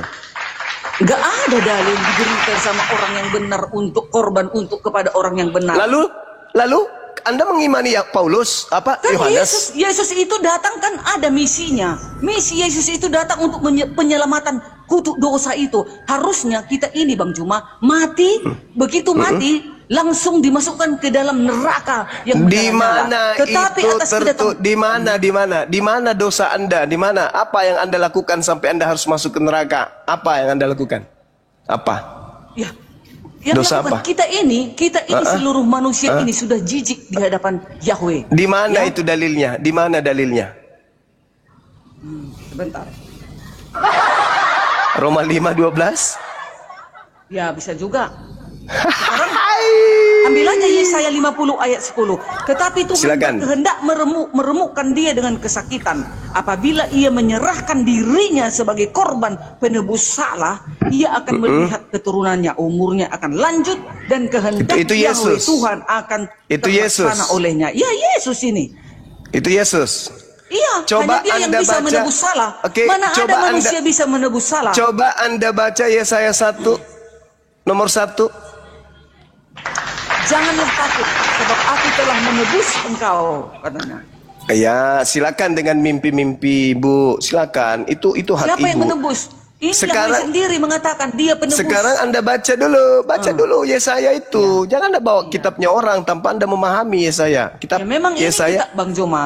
Memang Iya, ini Yesaya. Yesaya Coba. ini kitab orang Yahudi. Tapi Yesaya Bukan. ini Nabi Yahweh. Kita juga berhak untuk coba Anda baca menerima Yesaya 1 pengajaran dulu. Nabi Yahweh. Coba Anda baca Yesaya 1 dulu. Itu dia. Udah lengkapnya Kristen ini. Iya, Lagi yang lengkap dong. salah. Bagaimana tidak lengkap om kitabnya orang diambil? Bang Juma merasa kebodohan kalau menerima Memang penyalipan. kebodohan itu. Sama yang dibilang Coba. Paulus. Bodoh. Coba saya tanya menerima Bu Darni. Saya penyalipan, tanya Bu kata Darni. Paulus. Saya tanya Bu Darni. Salib itu bagi orang Yahudi itu kemuliaan atau kehinaan? Kehinaan, terkutuk. Oke, kehinaan. Yang dihukum di salib itu orang yang dimuliakan Tuhan atau orang yang dikutuk Tuhan? Orang yang dikutuk. Nah, berarti Yesus dikutuk. Yesus bukan dikutuk, tapi kutuk dosa yang dibawa Yesus. Ya, menyelamatkan manusia dari kutuk dosa. Harusnya kita ini manusia ini mati, Ini dibakar di Paulus api sudah neraka. membocorkan itu. Paulus sudah membocorkan bahwa penyaliban itu adalah sebuah kebodohan. Iya, tapi Bang Juma salah mengerti di situ. Bukan Ternyata salah ini mengerti. ini untuk Tengoklah, Bang Juma saya ini. tanya Bu Darni, Ini ayat ini saya penyaliban tulis di sini itu untuk Bang Juma untuk ini. orang yang dimuliakan atau untuk orang yang dikutuk? Iya Bang Juma, ini ayat iya. itu sebenarnya untuk Bang Juma. Kan Bang Juma Kenapa menolak untuk penyaliban. saya? Sementara Kenapa untuk sudah saya? jelas-jelas Kenapa- data penyaliban. kenapa untuk saya? Penyaliban tentang Yesus sudah jelas Kenapa Bang Juma. untuk saya, Bu Kalian mana Darni? ada data kalian? Kenapa? Apa data Kenapa kalian? jadi bodoh kali saudariku ini? Penyaliban Enggak itu bodoh lah, hanya udah pintar untuk aku, orang Bang yang Juma. dikutuk. Penyaliban hanya untuk orang yang dikutuk. Apa salah Iya. Yesus sampai dia dikutuk? Yesus kan bukan karena kesalahannya dia dikutuk. Berarti bukan Ya, dia karena yang disalib. Dia datang, ada misinya dia datang. Karena begitu besar kasih Allah. Tidak ada cerita, Karena begitu tidak besar ada, kasih Yahweh tidak kepada ada dunia itu ini. karangan, Sehingga itu dia karangan mengaruniakan anaknya gereja-gereja yang tunggal. Anda itu tidak ada Enggak. itu. Penyaliban itu Ibu Makanya Darni. kebodohan bagi Bang Juma. Ya menolak memang kalian bodoh, kalian bodoh, memang. Bang Juma Betul hanya itu. bodoh dikatakan Lah, di sini. kalau Di Anda ayat tidak itu Bang bodoh, Juma kalau dikatakan Anda yang tidak bodoh, bukan kami. kenapa orang suci menjadi korban bagi pelaku maksiat? Ya harus yang suci menebus dosa itu. Gak bisa orang yang kotor menebus Di dosa. mana Nggak bisa. dalilnya? Di mana dalilnya Elohim minta darah manusia untuk dosa-dosa manusia? Di mana dalilnya? Iya kan sudah dikatakan di dalam Yesaya tadi. Tetapi Alamak, Tuhan itu bertindak lagi. meremukkan dia Itu dengan kesakitan lagi. apabila ia Itu menyerahkan lagi. dirinya sebagai Saya minta korban Bu penebus Darni salah. sekolah lagi. Sekolah dalami Yesaya. Saya bilang tadi, tolong baca Yesaya 1 sebelum Anda menjilat-jilat kitabnya orang. Yesaya 1, penglihatan yang telah dilihat Yesaya bin Amos tentang Yehuda, tentang Uzia, tentang Yotam, tentang Ahaz, tentang Hizkia, raja-raja Yehuda, bukan tentang Yesus. Semua yang tertulis dalam kitab Yesaya itu penglihatan yang dilihat oleh Yesaya bin Amos tentang Yehuda, tentang Yerusalem, tentang Yotam, tentang Ahaz, tentang Hizkia, raja-raja Yehuda. Tidak ada satupun penglihatan untuk Yesus. Sinilah ayatnya tentang nubuatan Yesus. Makanya di kitab Sudah- Bang Juma sudah nggak ada kitab jelas-jelas Yesaya. sekali, Kenapa nggak teman-teman. ada di Al-Quran kitab Yesaya Bang Juma? Sudah Tanya Bang jelas-jelas Juma. sekali Tanya kawan-kawan. Bang Juma dulu. Kenapa Sudah nggak ada je- kitab Yesaya di dalam Al-Quran? Sementara Hei, itu Nabi Allah. kitab Nabi Yesaya Elohim. itu penglihatan yang diberikan Tuhan kepada Yesaya. Ya udah, untuk kenapa tidak ada di orang- Al-Quran, Bang Juma? Astagfirullahaladzim. Kenapa harus ada di Al-Quran? Harus, karena ini adalah Alasannya Nabi apa? Elohim. Emang lu pikir gue karena ini kami adalah Kristen? Nabi Elohim, gak boleh dibuat. Emang kami, Tapi di ibu dalam- pikir Bang kami ini Juma, serigala? Bang Juma, di dalam Ibu pikir Al-Quran kami ini dikatakan, berimanlah penikmat engkau kitab kepada kitab Spanyol. para nabi. Bang Juma, Hah? Bang Juma, Saudariku, dikatakan Bang Juma, kami bukan orang Kristen yang suka mencuri kitabnya Yahudi. Maaf. bukan mencuri. Lalu Harus apa ada haknya kita orang punya Kristen kitab menggunakan ini. perjanjian Ini lama? Nabi kita juga ini, Bang Juma. Apa Nabi kita juga? Iya Aduh, dong. benar nih. Di gereja Seluruh boleh. Nabi itu Nabi kita kan ciptaan Tuhan. Di gereja boleh, di gereja boleh. Di sini Saya jangan. tanya dulu Bang Juma, kenapa tidak ada kitab Yesaya di dalam Al-Quran sementara Yesaya adalah Nabi? Itu dalam tentang Raja Yotam, tentang Ahaz, tentang Hezekia. Ngapain dicerita di Al-Quran? Kalian buat Bang Juma, kitab Bu Darni benar. Izin. Teman-teman bantu tap layar ya, takut terungkat nih. Iya, iya. Tap layar ya, teman-teman Oke, ya. thank you. Masya Allah. Ya, Bu Makasih. Darni sambil minum dulu ya, Bu Darni ya, izin ya. Ya teman-teman, Jadi itu- Tadi pun bantu tap layar. itu penglihatan. Aku sudah gondok aku sebenarnya Bang Juma. Bang Juma bilang dia serupa dengan Yesus. Nah ini itu untuk kau Bang Juma. Tadi ku Iya. dengar Abang Juma bilang Bang Juma Siap. serupa dengan Yesus. Betul Mana dasarnya sekali. Bang Juma serupa dengan Yesus? Dia Emangnya Bang manusia, Juma ada dicatat aku pun akan datang manusia. ke dunia untuk menghakimi dunia? Yesus manusia, aku juga manusia. Dia datang sebagai manusia, datang. Sebelum dia datang. Sebelum Hui. itulah kan, itu. Matius 4 nomor 4. Masa Bang Juma samakan Bang Juma dengan Makanya Yesus? belajar Ibu Darni. Bang Suma itu sama seperti Yesus. Bang Juma, Firman yang Yesus keluar dari mulut Juma. Tuhan sama Bang Juma. seperti Yesus. Itulah orangnya Bang Suma. Coba Anda baca Matius 4 nomor 4.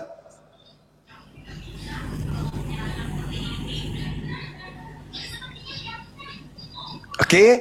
Jadi saudara-saudara sekalian, kembali kepada tema, karena Komal ini tidak punya tema, kita tentukan tema kita bahwa yang disalib itu adalah orang yang terkutuk.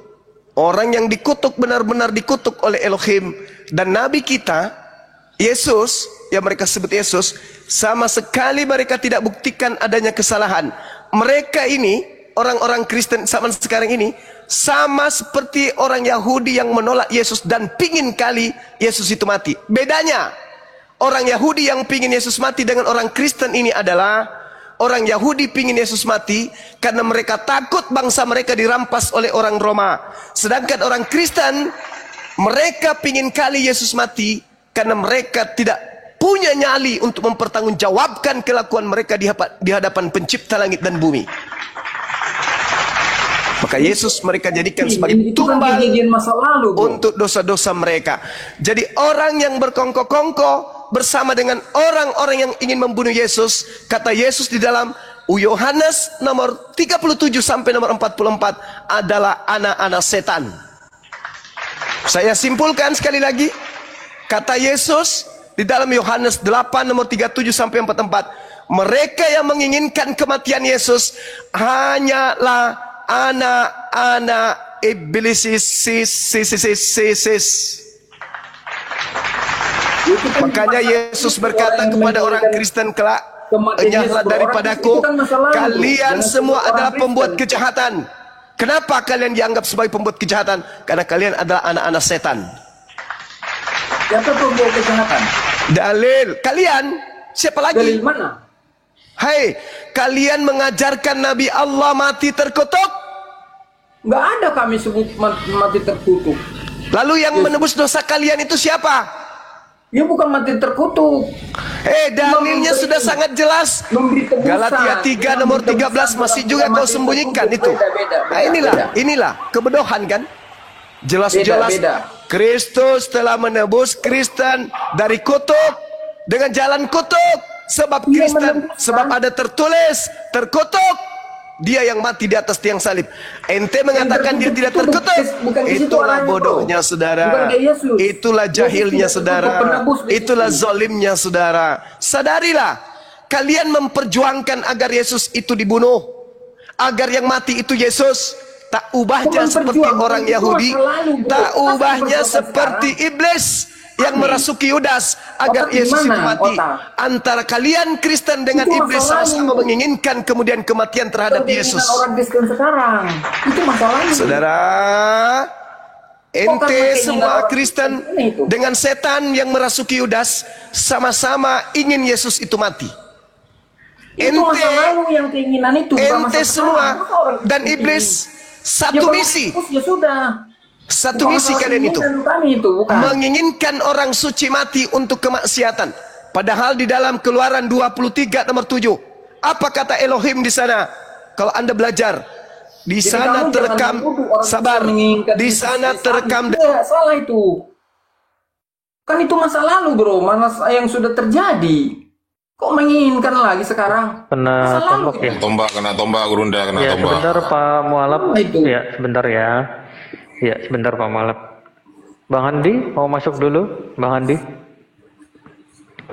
Ya, teman-teman sambil dibantu ini ya, di apa namanya kalau mau gift sambil yang cicil itu yang mawar teman-teman ya ke Bang Jumanya jadi kuat gitu. Bang Andi barangkali mau masuk dulu Bang Andi. Saya izin dong sebentar. Oh iya silakan Bunda. Silakan Bunda. Mau di follow ya? Bu Darni, apa kabar Bu Darni? Baik Bunda. Udah ketemu. Sayang dia keluar. PR saya udah terjawab Bu Darni. Apa itu Teh? Udah lupa banyak kali PR. Gimana sih? Ulang lagi. Saya kan bilang kalau Yesus itu tidak mengenal Kristen. Sudah ada jawaban belum? Belum ya? Mengenal dong. Gimana? Karena aku akan mendirikan jemaatku katanya. Kata siapa itu? Kata Yesus kepada Petrus. Mana? Coba bacain aja. Itulah jemaatnya. Mulai dari situlah Kristen menyebarlah sampai ke penjuru bumi. Itulah jemaatnya. Jangan bilang nggak dikenal Yesus Kristen. Kristen aja artinya pengikut Yesus. No, saya tahu itu. Bu Darni mengenal Yesus, tapi Yesusnya mengenal ibu nggak? Mengenal Kristen Mengenal nggak? dong. Udah pastilah mengenal domba-dombanya. Aku mengenal domba-dombaku kata Yesus. Ya kita naikin lagi Bang Juma ya. Ya satu slot itu Bang Juma ini tinggal satu slot ini. PR dulu ya. Aduh. Udah kejawab, itu jawabannya. Dia akan mendirikan jemaat-jemaatnya. Aku akan mendirikan jemaat-jemaatku. Kristen tuh tahun Udah, berapa? selesai. Inilah kami jemaatnya orang Kristen semua. Walaupun berpecah-pecah Kristen ini, tapi itulah Kristen. Itu sih itu dia. nggak Iya. Pengikut Yesus. Gitu. Izin teman-teman ya yang di ini. Sisa satu kursi lagi teman-teman maaf ya. Itu kalau jawaban yang benar itu memang Kristen didirikan tahun berapa, Yesus tahun berapa, itu nggak nyambung Bu. Nggak nyambung. Kan ada murid-muridnya menyebarkan. Makanya Gimana Yesus mengatakan, murid-muridnya? pergilah ke seluruh bangsa. Ajarlah mereka Darni. Itu siapa yang Baptislah ngomong mereka di dalam nama Siapa yang Bapa, ngomong begitu? Putra, Siapa dan yang Roh ngomong Kudus. itu? Aku menyertai engkau sampai akhir serius, zaman. Bu Darni. Kata Yesus. Membohongin diri. Luar biasa Bu Darni masih semangat ya. Cukup Ani, terlalu. Cukup Ani. Aku penginjil bukan apologet. Iya. Aku penginjil. Iya. Mantap, mantap. Motor di bawah. Terlalu. Yang komentar naik. Terlalu. Kasihlah koin tambah. Bantu untuk mendel. Enggak. Iya. Kirim ke Bunda naikkan. Bunda Mila kirim ke paus hus katanya tadi. Terima paus Mau hus. saya tuh buat mualaf atau buat guru, udah gitu aja. Jadi kalau ada mualaf di sini Bu Darni, Iyalah, Iya. Cel aku nempel ban. Jual ban aja aku biar lewat paus. Gak apa-apa. itu PR ya Mas ya. Iya. Bikin dalil yang nyata ya bahwa Kristen Hah? mengenal Mbak Joma kemana? Yesus mengenal Kristen. Ketombak Bang Andi. Kan banyak Bang Andi akun dipanggil dari Mana tadi. tompak Bang Juma? Iya kan banyak akunnya. Ya sebentar ya. Betul, memang akunnya banyak, tapi yang nombak banyak juga Bang Bu Darni. Bang Juma jangan keras-keras kali biar nggak ditombak. Tadi saya teleponan tadi sama Presiden Burundi, jadi nggak sempat. Menurut informasi dari Presiden Burundi, gantilah yang ada di Indonesia itu jadi Bible lagi gitu loh. Jadi nanti kalau Ibu Darni bawa Alkitab ke sono nggak laku, ganti katanya jadi Bible dulu, gitu katanya, gitu benar nih. Kalau aku mau aja diganti nih kata Allah ini ke Yahweh. Tapi kan nggak ada nyaliku. Aku apalah aku? Apa dayaku? Kalian harus menantang LAI lah. Aku mau aja. Malah biar kalian tahu ya, kalau diganti itu berbeda nampak sekali lah Yahweh kita. Satu Tawari 16 ayat 26. Di luar dari Yahwehnya Abraham, Ishak dan Yakub, setan, Mamon. Jadi kalau nanti kami selalu panggil Yahweh, kalian itu bahaya. Kalian bahaya. Tentu udah pisah kali. Aku mau aja. Enak nyerang kalian kalau udah beda. Betul. Luar biasa. Nanti. Betul. Itu kan itu hanya terjemahan Indonesia yang pakai kata Allah itu. Bahasa daerah nggak pakai kata Allah, enggak. Bahasa Bali malah di Bali malah Sang Hyang Widi.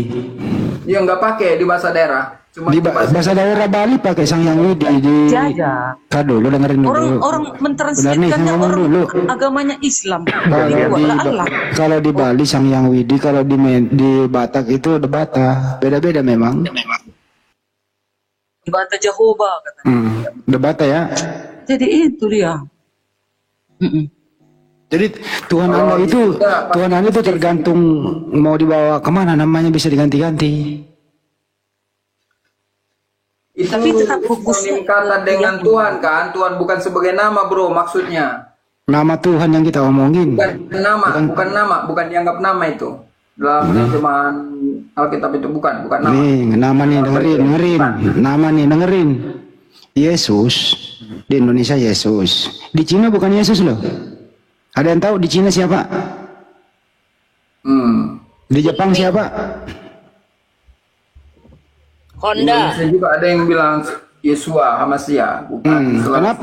Kenapa bisa beda-beda nama Tuhanmu? Itu fonetik aja kan, ya, itu berbeda, maknanya sama. Kenapa bisa beda-beda? Kayak nggak menghargai nama Tuhan gitu loh. Berbeda bro. Pertanyaannya, kenapa bisa berbeda-beda?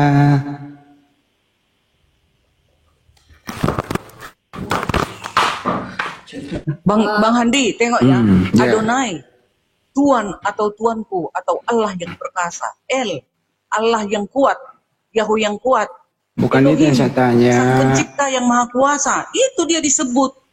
Nama-nama pencipta itu, dengar dulu. Elyon, Yahweh yang maha tinggi. Elohe, Israel, Allah Israel, gitu. Baru Ini bukan itu yang saya tanya. Allah yang kekal, itulah nama-namanya. Tunggu dulu. El Roy, Allah yang melihat. El Sadai, Allah yang maha perkasa. Kok Allah lagi sih? Allah beserta kita. Itulah Yesus. Allah beserta kita kan disebut. Nah, Allah kok Yesus gimana sih? Olamnya kok nggak ada yang memang dia firman Yahweh. Yesus itu kan firman Yahweh. Bukan. kok nggak ada, Bu. Oh, Petra lawan kalian. Halo Petra. Yesus itu anaknya lagi kau dikit lah kau 1 menit. Bu Darni, Yesus itu anaknya Bunda Maria, bukan anak tetangga. Iya, memang lah. Benar nggak? Betul itu. Benar. Bang, Ya, Bang iya. Hadi izin promosi itu dong, YouTube saya dong, besarin dong, tolong dong. Ya, dibesarin dulu. Saya tolong di subscribe, please. Kok Budarnya yang digedein? Bikin aku di tempat yang besar, jadi pula aku. Bunda Ya, Mila di-subscribe Amerika. teman-teman ya. Akunnya Bunda Mila ini di-subscribe. Namanya siapa Bunda? Bunda Mila Amerika. Mila Amerika ya. Bunda Mila Amerika, kemudian akun ini, akun yang buat naik di Komal ini juga di follow teman-teman ya. Untuk Ini nambah yang follower. hibah Ustadz Wafi nih yang hibah. Jadi nanti Arif, kalau stikernya Pak Arif. bagi-bagi lah uangnya. Sudah berapa ini Bunda tadi? 6.000. Oh iya, sudah bisa itu, bukan Ya, review. udah, tapi masih sedikit, jadi saya belum bisa bagi-bagi. Saya nanti niatnya ya buat bagi Iwan Villa, buat bagi narasumber, buat Kak Api, kayak gitu aja, ya. Iya. Bunda Mila mestinya harus punya admin Bunda. Admin ya itu saya lagi nyari. Kan Pak D lagi sibuk, mungkin saya minta tolong Indah dulu kali. AM Januari itu mungkin. Terima kasih semua ya. Terima kasih Bun. Oke lah ya host, Bunda. Bentar dulu Bunda, Bunda nih. Nama asli anaknya Bunda Maria siapa sih? Hah? Nama aslinya dia waktu lahir itu. Kalau iya, Isa Al-Masih bahasa Arameknya kan? Nah, itu ya. Isa Al-Masih. Lagusian kami ya, masih kuingat lagunya itu. Kamu udah dijawab, Isa Al-Masih. Kenapa? Udah nih, udah. Kenapa dirubah jadi Yesus ya? Kan Aramaik. Enggak kena kenapa dirubah jadi Yesus? Yesus itu kan di Yunani. Berarti itu bahasa Yunani. Yunaninya. Berarti Yunani Ibraninya ini Joshua Ahamasia. Berarti Yunani ini mempunyai kewenangan penuh yang mengganti-ganti nama orang ya. Jesus. Ya sama juga itu Isa Al-Masih. Lo tahu nggak? Kalau tahu nggak nih nama Yesus ini? Iya sama itu. Nama Yesus ini di berbagai negara ya, dengerin ya Budarnya ya. Kalau di Afrika ya, Yesus. Kalau di Albania gitu ya, Jezusi. Kalau di Arab, Iza. Arab, Yeshua.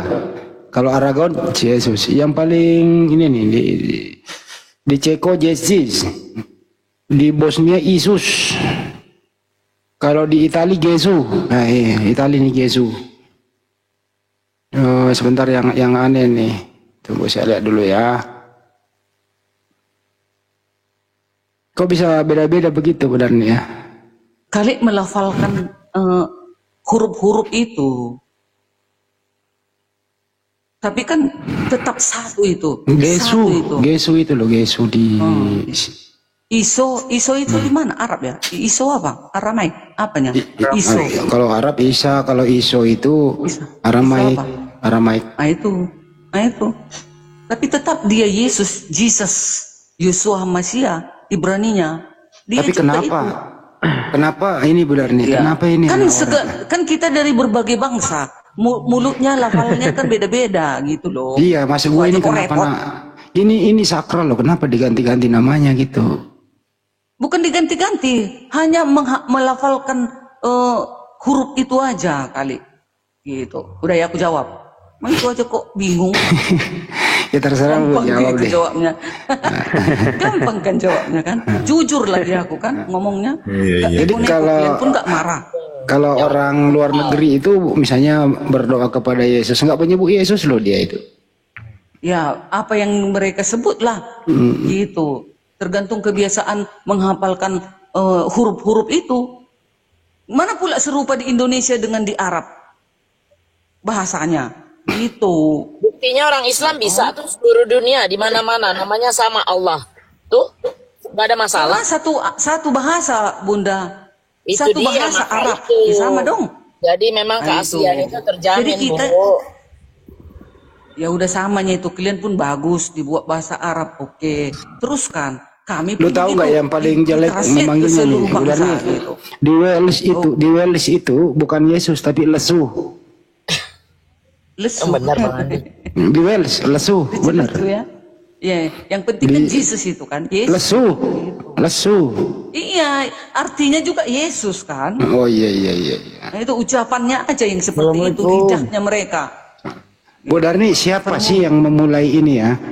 Kira-kira siapa tokohnya yang memulai ini? Anaknya Maria itu adalah Tuhan. Siapa yang mempopulerkannya? Tapi Maria sudah mengatakan. Maria. Malaikat. Jadi kan di buku kalian juga di Al-Quran, berimanlah kepada malaikat-malaikat. Malaikat sudah mengatakan kepada para gembala itu. Dan malaikat mengatakan kepada Maria, dari Roh Kudus. Kalau di kalian ditiupkan dari Rohullah. Maria sadar nggak sih Bu Darni kalau anaknya itu? Suci dia. Enggak dulu Bu Darni. Maria sadar nggak sih kalau anaknya itu adalah Tuhan? Sadarlah kan sudah dikatakan malaikat kepadanya. Kalau Yesus sendiri anak yang berasal dari Roh Kudus. Kalau Yesus sendiri sejak kapan Yesus sadar kalau dirinya adalah Tuhan? Loh, dia kan penguasa. Dia hanya datang ke dunia ini sebagai manusia untuk merendahkan dirinya sesuai dengan Filipi. Waktu bayi kan dia belum sadar, dia belum ngerti apa-apa. Namanya dia datang sebagai manusia. Ya sebagai manusia ya dipimpin oleh sang ibu dululah sewaktu di bumi. Masa kita heran untuk itu? Tentu dia harus datang sebagai manusia supaya orang juga enggak heran-heran. Dia enggak datang sebagai dari Tuhan. Dari bambu dia kan aneh. Yesus itu enggak datang sebagai Tuhan. Ya datang dia kan. Berarti dia manusia doang dong, manusia aja gitu. Enggak dong, kan gelarnya kan sudah dikatakan Tuhan. Hei, engkau akan melahirkan seorang anak, yaitu Tuhan Juru Selamat di kota Daud. Jadi Maria sebenarnya ini melahirkan manusia apa melahirkan Tuhan? Enggak, iya Tuhan, gelarnya yang dilahirkannya itu Tuhan. Tapi manusia yang dilahirkan, tapi gelar yang lahir ini Tuhan. Oh, manusia ini diberi gelar Tuhan. Iya, gelar siapa yang memberi gelar Tuhan? Siapa yang memberi gelar Tuhan pada manusia ini? Malaikat. Oh, malaikat. Yang mengatakannya. Bukan Elohim ya? Bukan Elohim. Engkau kepada malaikat-malaikat. Bukan Elohim yang itu malaikat itu pesuruh Elohimnya. Malaikat itu harus dengarkan. Bukan Elohim ya yang memberi gelar Tuhan kepada Yesus. Ya. Sama juga itu Bang Handi, emangnya di dalam Al-Quran ada langsung Allah itu bicara kepada Nabi Muhammad? Oh enggak, jadi Elohim memberitahu malaikat bahwa lantik Yesus menjadi Tuhan gitu. Bukan lantik, kasih tahu sama si Maria itu bahwasanya yang dilahirkannya itu adalah Juru Selamat. Oh, oke, paham. Jadi gini teman-teman, Elohim memerintahkan malaikat kasih tahu Maria bahwa yang dikandung itu Tuhan gitu. Iya. Apa gimana nih? Gimana itu? Bener ya? Rukun iman di dalam teman-teman Islam. Kok jadi rukun iman sih? Salah satu. Berimanlah kepada malaikat-malaikat. Iya, beriman kepada malaikat ini loh. Tolak perkataan malaikat. Jadi Elohim perintahin malaikat, contoh begini nih, hai malaikat, siap, kasih tahu tuh Maria, yang dia kandung itu Tuhan. Begitu ya kira-kira formatnya ya? Iyalah, begitulah kira-kira. Nah, jadi yang dilahirkan Maria itu Tuhan, karena sesuai dengan pemberitaan malaikat perintah dari Elohim kan gitu ya? Yes. Nah kalau begitu ada Elohim, jadi ada Elohim Tuhan. Ada juga Tuhan yang dilahirkan. Jadi terjadi dua Tuhan. Ya nggak apa-apa lah, terserah kalian yang mikirkan. Bingung dia. Bingung bahasa sederhana. Bukan bingung, kayak mana lah mau dikata. Sudah ribuan kali kita kan sudah saling bicara. Masih juga kalian tolak. Sama seperti yang dibilang. Aku nggak nolak. Paulus tadi. Aku nggak nolak. Iya kan Paulus jujur. Kalau kalian itu kebodohan bagi kalian menerima Yesus disalib, kan begitu? Itu maksudnya. Kan ini loh Bu Darni, saya ini nggak nolak, tapi Bu Darni tinggal jujur. Artinya apa? Elohim ini menghendaki ada Tuhan lahir di bumi. Jadi ada dua Tuhan, satu di bumi, satu di surga. Bener nggak tuh? Ya, sekilas kita lihat seperti itu. Begitu. Tetapi Yesus ini tunggu dulu, ada tunggu dulunya. Tetapi menurut dalil, apa itu? dan juga ada ayat mengatakan Yesus ini adalah wujud dan gambar Elohim di bumi. Ibrani 1 ayat 3. Artinya dulu waktu ada Yesus di muka bumi terjadi dua Tuhan. Betul? Bukan terjadi dua Tuhan, tetapi Yahweh itu firman-Nya menyatakan diri kepada siapa? Kepada Yesus. Kan gini loh Bu Darni, format Yahweh itu merendahkan diri, kan ada ayatnya. Makanya iya, saya format ulang lagi deh. Saya format ulang ya. Elohim perintahkan kepada malaikat, hai malaikat, kasih tahu Maria, anaknya itu Tuhan. Maria mengerti, melahirkanlah Tuhan Maria. Nah lahirlah Yesus Tuhan. Jadi ada dua Tuhan, satu Yesus Tuhan di bumi, satu Tuhan Elohim di surga, kan gitu. Betul? Iya. Belum lagi Roh Kudus menyertai manusia selamanya. Belum terjadi Roh Kudus. Nanti Roh Kudus itu datang setelah dia dibaptis. Yesus dibaptis Tuhan, Roh Kudus seperti merpati di awan Tuhan, ada suara Bapa dari surga Tuhan, terjadilah 3 Tuhan.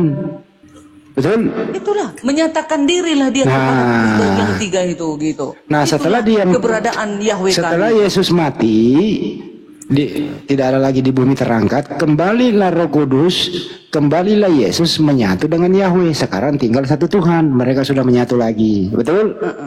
Iya. Tinggallah di bumi Roh Kudus. Itulah yang menggerakkan kita berbuat baik. Berarti yang menyatu itu cuma 2, Roh Kudus ditinggal. Iya, tetap itu kan Roh Kudus itu diberikan kepada seluruh manusia agar kita hidup. Iya, artinya Roh Kudus kalau diambil Roh Kudus itu mati kita. Iya, artinya gini Bu Dani, Roh Kudus ketinggalan di bumi, nggak ikut menyatu sama Bapa, sama Yesus. Itu beserta dengan ciptaannya supaya kita hidup. Itulah yang mundur, luar biasa. Mundur lagi ya. Setelah dibaptis, terjadi 3 Tuhan. 1 dibaptis, Roh Kudus di awan, Bapa di surga, 3 Tuhan. Tapi setelah semua selesai urusan nih, Yesus kembali ke surga menyatu dengan Elohim. Berarti terjadi 1 Tuhan. Pertanyaannya, ini Roh Kudus ini ketinggalan di bumi apa ikut ke menyatu sama Bapa? Itu kan rohnya, nafasnya Elohim itu. Berarti Roh Kudus ketinggalan di bumi, nggak diajak naik. Itulah yang menggerakkan Nah gitu. Jadi di surga itu hanya 2 Tuhan yang menyatu, Bapa dan Yesus menyatu. Itu sudah 1 itu. Tetapi roh itu harus berserta dengan kita. Ya, jadi sekarang di surga ini menjadi oneness, betul? Ya nggak apa-apa, betul. Nah gitu. Tadinya di bumi Trinitas. Makanya nanti tunggu dulu Bang Handi. Ya, makanya nanti di dalam Quran surat Al-Qiyamah kalian akan melihat Tuhan kalian. Dengar, iya, kalian akan melihat Tuhan kalian itu katanya. Begitu juga dengan kami Kristen. Biarin nggak apa-apa. Lagi. Iya. Bukan di dunia lagi, udah nih. Biarin nggak usah, nggak apa-apa. Jadi maksudku nanti kiamat, hari kiamat. Jadi kesimpulannya, kami akan melihat Tuhan kami gitu. Bu Darmi, jadi kesimpulannya, waktu Yesus ada di bumi terjadi Trinitas.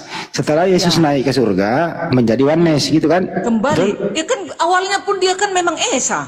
Iya, iya. Saya mulai dari awal dulu. Yang ke bumi setelah sudah melakukan pekerjaannya dia ke Yesus, ke Bapa, ke Roh Kudus. Iya, saya menyatakan ulang ya. dirilah Yahweh itu kepada yang ketiga ini. Iya, ini saya mau ulang dulu. Gitu. Tadinya dia oneness.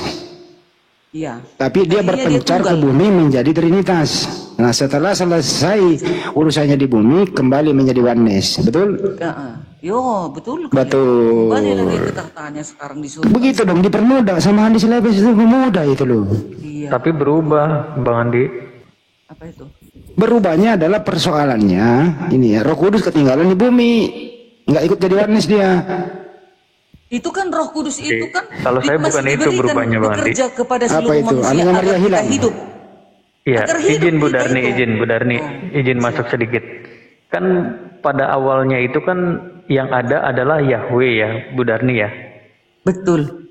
Belum ada Yesus, adanya Firman dan Roh. Betul. Ya, betul. Firman itulah itu Yesus itu. Iya, sudah siap. bersama dengan Yahweh itu dia gitu. Siap. Kemudian Firman turun menjadi manusia. Ya kan Bu Darni ya? Selesai urusan, yang naik masih manusia ya Bu Darni? Yang naik tubuh kemuliaan lah yang naik ke surga. Tubuh kemuliaan naik nih ke langit kan? Naik ke langit. Tadi pernyataan dari Bu Darni, Yahweh bersatu dengan Yesus. Jadi menjadi Esa satu. Esa lagi dia. Menjadi Yesus atau menjadi Yahweh? Menjadi Yesus nanti yang menjadi Yesus gitu Bang Handi. Yang semula enggak ada Yesus, sekarang setelah naik yang ada Yesus Yahweh. Assalamualaikum warahmatullahi wabarakatuh. Waalaikumsalam. Jadi pada mulanya adalah Yahweh itu sendiri. Kemudian Firman ini lepas ke bumi menjadi Tuhan, yaitu Yesus, berpencar dia. Kemudian Roh Kudus juga berpencar menjadi 3. Nah, setelah semua selesai tugasnya, Roh Kudus ketinggalan di bumi, firman ini yang namanya Yesus kembali menyatu dengan Yahweh, tapi bukan Yahweh lagi namanya, diganti namanya menjadi Yesus. Ini tunggu ya, aku baca dalil. Ya, gimana? Nih ya. 2 Korintus 3 ayat 17. Sebab Tuhan adalah roh, dan di mana ada roh Allah, roh Yahweh, di situ ada kemerdekaan. Ya, jadi kita ini seluruh manusia ini harus ada roh. Kalau tidak mati kita. Ya, sudah itu. Yesaya 63 ayat 11. Di manakah dia yang menaruh roh kudusnya dalam hati mereka? Matius 28 ayat 19. Baptislah dalam nama Bapa, Putra, dan Roh Kudus. Tetap ada Roh Kudus itu. Itu udah selesai, Bu Darni. Ini lagi, Mazmur 51 ayat 13. Janganlah membuang aku dari hadapanmu, dan janganlah mengambil rohmu yang kudus daripada aku. Sebelum saya lanjut, Bu Darni, izin. Tunggu dulu Bang Handi. Kalau diambil Yahweh Roh Kudus, rohnya daripada kita, matilah kita. Ya, Roh Kudus itu sekarang ini ikut bersama Yesus ke surga atau ketinggalan di bumi? Itu berada di manusia. Oke, berarti ya, berarti Roh Kudus ketinggalan di bumi, masih ada di bumi sekarang. Jadi pertamanya itulah yang dibilangnya, aku akan meminta kepada Bapa sebagai penghibur gitu. Jadi pertama Elohim dulu sendiri, kemudian Elohim berfirman jadi Yesus. Yesus ini juga Tuhan bersama Roh Kudus. Terjadi 3 cabang nih, 3 cabang. Elohim, Yesus, dan Roh Kudus. Selesai semua urusan di bumi. Selesai. Yesus kembali ke tahtanya, ke tempatnya, bukan lagi menjadi Elohim, tetapi Elohim sudah nggak ada, menjadi Yesus. Jadi sekarang Tuhannya Bu Darni sendiri Yesus, Roh Kudus ditinggal di bumi, begitu ya? Begitulah. Nah, begitulah. Itu tepuk tangan. Kan Yesus di bumi kan wujud tepuk tangan dulu dong. Begitulah. Setelah sebagai kembali, makanya nanti kami umat Kristen yang kami lihat itu ya Yesus itu yang kelihatan itu. Lucu kali. Gak mungkin kita lihat kelihatan. Jangan diganggu Bu Darni. Nah, pertanyaan sekarang Bu Darni, ini nih agak menjadi bener ini, aku lagi penasaran ini. Tadi kita udah berkelana 2 ya, kita kembali ke Satria Bergitar penasaran gitu.